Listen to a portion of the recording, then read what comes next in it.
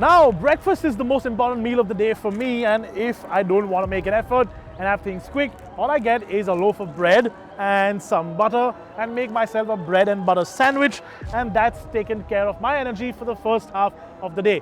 Similarly, if you're a car maker, you need a bread and butter product, and the Honda Amaze is Honda's bread and butter product because it takes care of 50% of Honda's monthly sales. Enticing the thought of a crime that I'm finding alignment. I think I have found it. I cannot deny it. I cannot define it. I cannot pass it by, and soon I might just. Now though, Honda has added some jam and some cheese to the mix and made this facelift Honda Amaze. But is there enough jam and cheese in the sandwich to make it a little interesting? Rebel, so I'ma do what I want. Settle for nothing less than it all.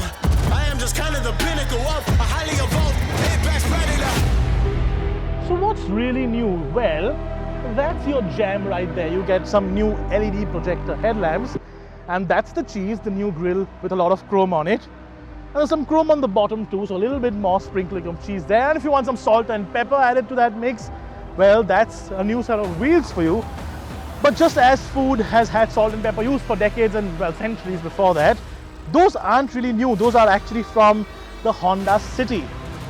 So there's a bit of, well, garnish added to the sandwich, but it is still in essence a bread and butter sandwich to begin with. Hitting no less than hard at best. I'ma hit this just right in the setup. Bullseye kid, cause I cannot miss. Tight like that, cause I fit it no better. It's pretty much the same story at the back too. A bit of chrome added to the bumper, a new set of LED tail lamps, and voila, we are done.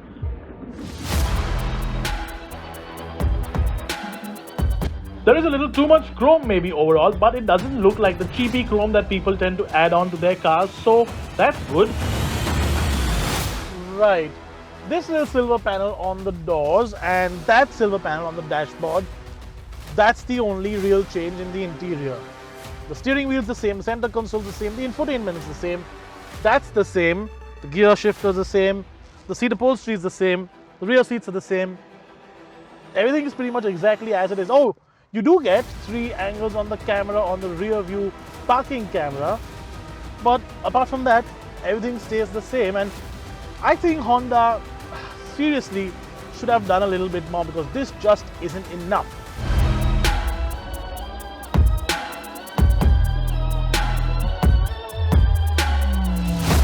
It does, however, get a standard array of things like navigation, CarPlay and Android Auto, and you do get a decent helping of space like you've always had.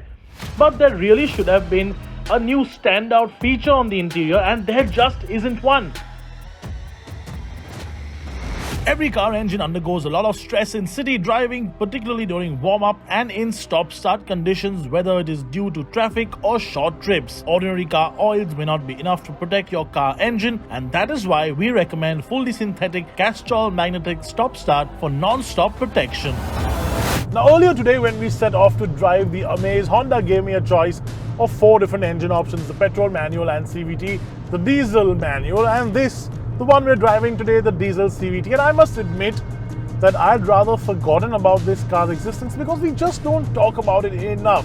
Now, what a good breakfast does is it rejuvenates your body and mind for the rest of the day, and this is a great time to rejuvenate and refresh my memory of how well this version drives. Now, it combines 2 great things together: the diesel engine and the CVT gearbox. The CVT gearbox, the best one you can have if you're running about in the city. Not so much on the highway maybe, but it's the greatest one in the city for sure. It's just so smooth.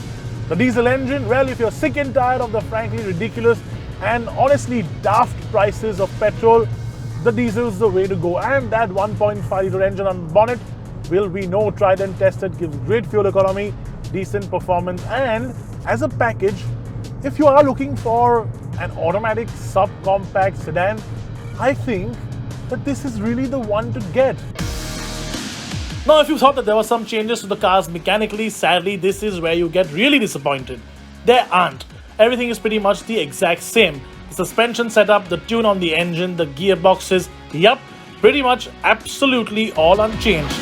So there you go, folks. The white bread is still white bread. It hasn't turned brown and healthy, and definitely hasn't turned multi-grain. Now, would I have liked Honda to do a little bit more to sort of spice up this product? Yes, of course, but this is what Honda does really well, isn't it? If it ain't broke, why change it?